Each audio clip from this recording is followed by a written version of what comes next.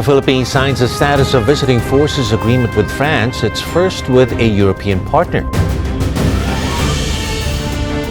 France has just become the first European country to sign a status of visiting forces agreement with the Philippines, a historic breakthrough that could reshape the Indo-Pacific's evolving security architecture. Philippines is a key partner for France, framework of our Indo-Pacific strategy. We are both a maritime country. We have very strong convergence in our assessment about the dynamic within the Indo-Pacific. Signed in Paris by Philippine Defense Secretary Gilberto Teodoro Jr. and French Minister for the Armed Forces Catherine Vautrin. The agreement establishes the legal framework for French and Philippine forces to train together, conduct joint exercises, and deepen defense cooperation. But this is about far more than military drills. It marks the first time a European military power has formally joined the Philippines' growing network of security partners, signaling that the strategic competition unfolding in the Indo-Pacific is no longer being shaped solely by the United States and regional allies. So why is France expanding its military partnership with a country more than 10,000 kilometers away? And what does that reveal about the future of security in the Indo-Pacific? But before we go any further, here's an important question. If France and the Philippines already had friendly relations, why did they need another agreement? The answer is simple. A status of visiting forces agreement, or SOVFA, is not a military alliance. It doesn't create permanent foreign bases or require either country to fight for the other. Instead, it provides the legal framework that allows their armed forces to work together smoothly. Once it takes effect, the agreement covers joint military exercises, troop visits, logistics, humanitarian assistance, disaster response, maritime security, and the legal status of visiting military personnel. Without a framework like this, even routine military activities can become legally and administratively complicated. With it, both countries can train, coordinate, and respond to regional challenges far more efficiently. We don't need any other player to act ourselves. And as regards South China Sea or water in the Indo-Pacific, we have constantly exercised our freedom of navigation ourselves and will definitely continue doing so. That's why Philippine Defense Secretary Gilberto Teodoro Jr. described the agreement as a foundation for expanding defense cooperation. Beyond military training, it is designed to improve maritime domain awareness, emergency response, and interoperability between the two armed forces. And in the maritime domain, we see common challenges in Europe and in the Indo-Pacific by actors of similar persuasion. In short, this agreement doesn't create a new alliance, it makes an existing partnership more practical and effective. But that raises an even bigger question. If the agreement is simply a legal framework, why was France so eager to become the first European country to sign one with the Philippines? The answer begins with a surprising fact. France isn't entering the Indo-Pacific. It already lives there. Here's where the story takes an unexpected turn. At first glance, France seems like an unlikely security partner for the Philippines. Paris is more than 10,000 kilometers from Manila. So why would a European country invest so heavily in security on the other side of the world? Because France isn't entering the Indo-Pacific. It already lives there. Unlike most European nations, France is a resident Indo-Pacific power. Through overseas territories such as New Caledonia, French Polynesia, Wallis and Futuna, Réunion, and Mayotte, nearly 1.6 million French citizens live across the region. These territories also give France one of the world's largest exclusive economic zones, with most of its maritime territory located in the Indian and Pacific Oceans. That means what happens in the Indo-Pacific isn't someone else's problem for France. It's a matter of national security. And France isn't just flying its flag on a map. It permanently stations around 7,000 military personnel across the region, supported by naval forces, maritime patrol aircraft, surveillance assets, and regular deployments of frontline warships.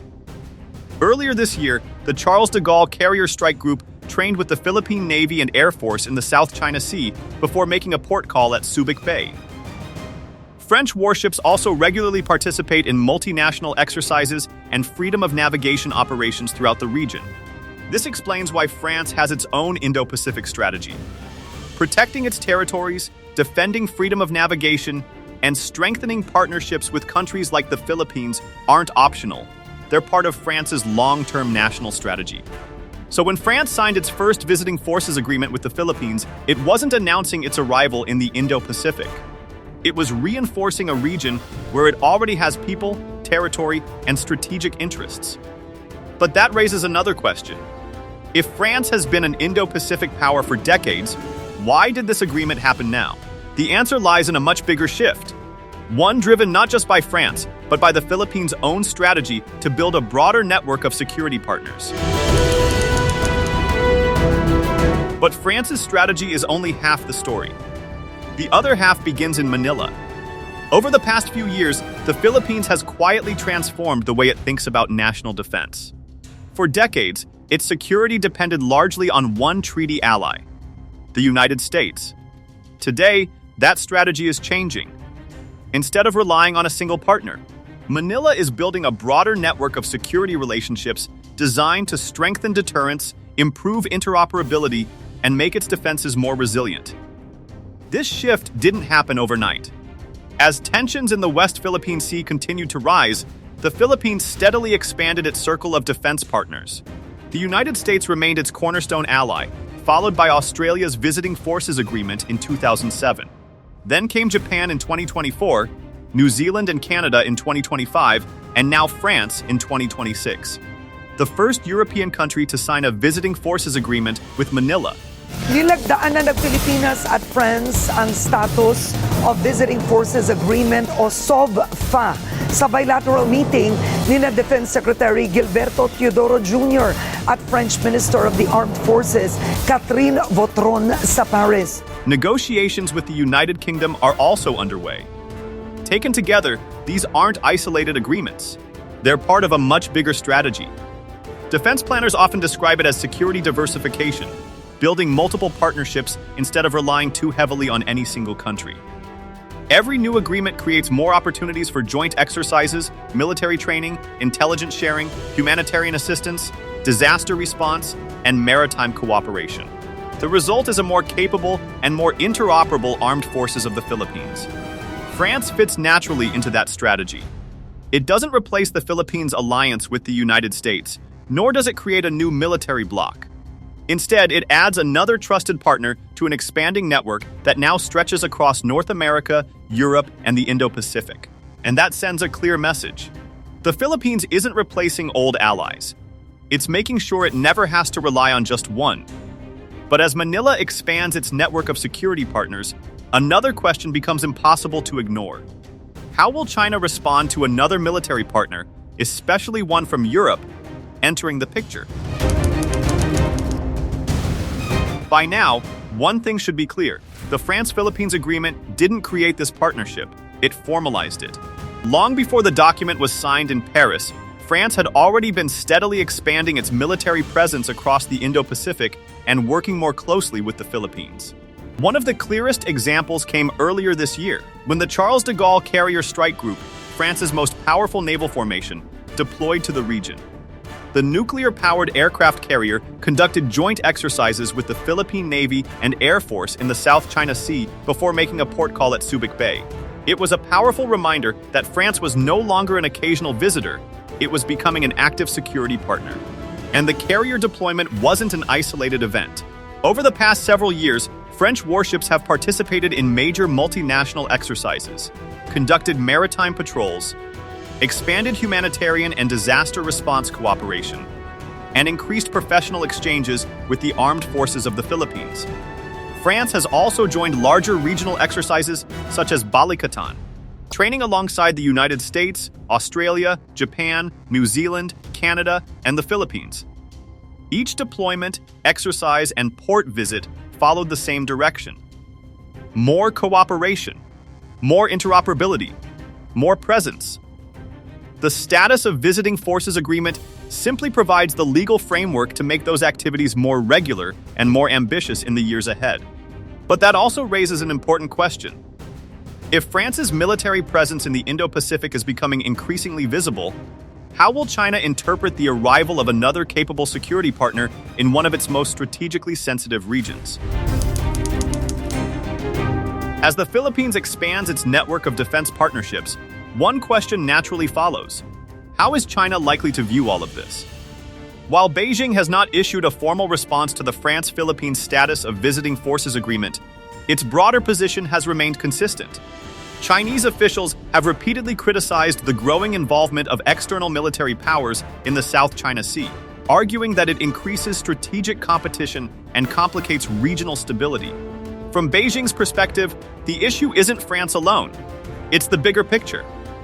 A visiting forces agreement doesn't create a military alliance or establish permanent bases, but it does make military cooperation easier, allowing partners to train together more often, improve interoperability, strengthen maritime awareness, and respond more effectively to crises.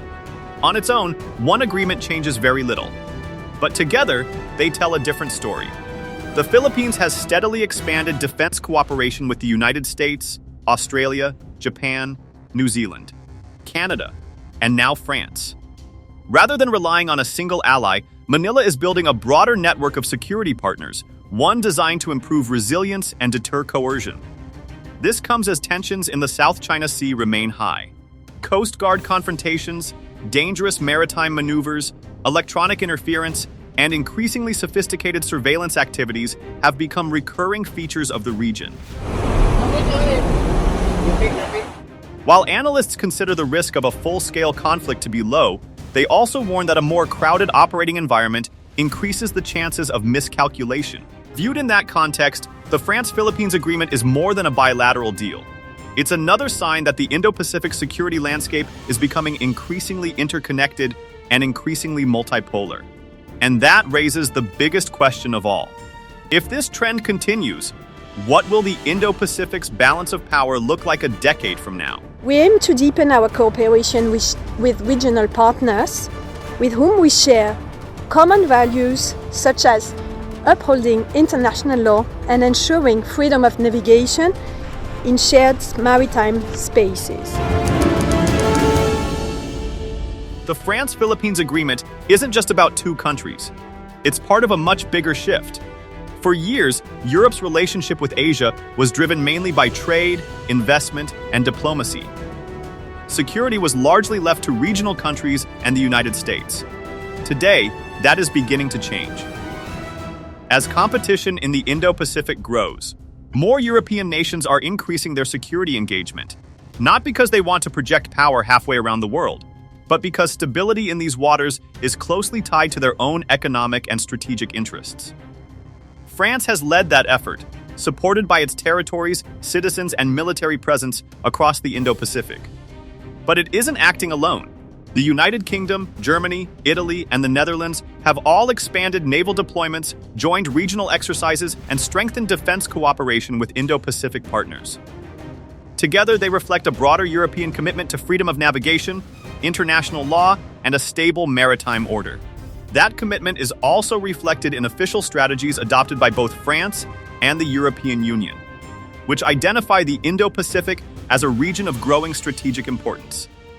The France-Philippines Status of Visiting Forces Agreement fits naturally into that larger picture. It shows that developments in the South China Sea are no longer viewed as concerns for Asia alone. These waters carry a significant share of global trade, linking European economies with markets across the Indo-Pacific every day. And that may be the biggest lesson of this story. The Indo-Pacific is no longer just a regional theater. It's becoming one of the defining arenas of global security. Step back from each individual agreement, and a much bigger picture begins to emerge. The France-Philippines Status of Visiting Forces Agreement isn't just another defense pact. It's another building block in a new Indo-Pacific security architecture, one based on networks rather than isolated alliances. For decades, the region's security largely revolved around the United States and its bilateral alliances with countries like Japan, South Korea, Australia, and the Philippines. Those partnerships remain strong, but today's security landscape is becoming far more interconnected. Countries are increasingly training together, sharing expertise, coordinating maritime operations, and strengthening cooperation beyond their individual ties with Washington. The Philippines is one of the clearest examples of this shift. While its alliance with the United States remains the foundation of its defense, Manila has steadily expanded cooperation with Japan, Australia, France, Canada, New Zealand, South Korea, and ASEAN partners. Each new agreement adds another link to a growing regional network. France's agreement fits naturally into that evolution. As the Philippines' first visiting forces agreement with a European country, it extends that network beyond the traditional Indo-Pacific framework and highlights the growing role of middle powers in regional security. The result is a more flexible and resilient system, one where countries can train together, improve interoperability, share maritime information, and respond more effectively to regional crises. And perhaps that's the biggest takeaway from this story. The Indo-Pacific's future security won't be shaped by one alliance alone, but by an expanding network of partnerships stretching across Asia, Europe, and North America. So where does the France-Philippines partnership go from here? The honest answer is that no one knows for sure. Defense agreements create opportunities, not guarantees. But based on the agreement and the direction both countries have taken, 3 realistic paths stand out. The first is a steady but cautious partnership. France and the Philippines could expand officer exchanges, humanitarian assistance, disaster response, and occasional joint exercises. Even at this level, the agreement would mark a historic milestone as France becomes the Philippines' first European Visiting Forces Agreement partner. The second is deeper operational cooperation. The new legal framework could support more regular naval deployments, expanded participation in exercises like Balikatan, greater maritime surveillance, logistics coordination, and more frequent joint training. Over time, the two militaries would become increasingly interoperable during both security missions and humanitarian operations. The third depends on the broader security environment. If tensions in the Indo-Pacific continue to rise, France could take on a larger role in multinational maritime security, freedom of navigation activities, and regional defense cooperation, consistent with its Indo-Pacific strategy. That wouldn't require a new alliance or permanent bases, but it would deepen France's role as a regional security partner. Which path ultimately emerges will depend on decisions made in Manila, Paris, and the wider Indo-Pacific. But one conclusion is already clear. The France-Philippines Visiting Forces Agreement isn't a promise of what will happen next. It's a framework that gives both countries the flexibility to respond together, whatever the future may bring. France becoming the first European country to sign a visiting forces agreement with the Philippines marks more than a diplomatic milestone. It symbolizes a changing Indo-Pacific. As regional and European partners deepen their cooperation, the security landscape is becoming more interconnected than ever before. Whether this new architecture strengthens peace or intensifies competition remains to be seen. But one thing is certain: the future of the Indo-Pacific will not be decided by Asia alone. It will help shape the future of global security.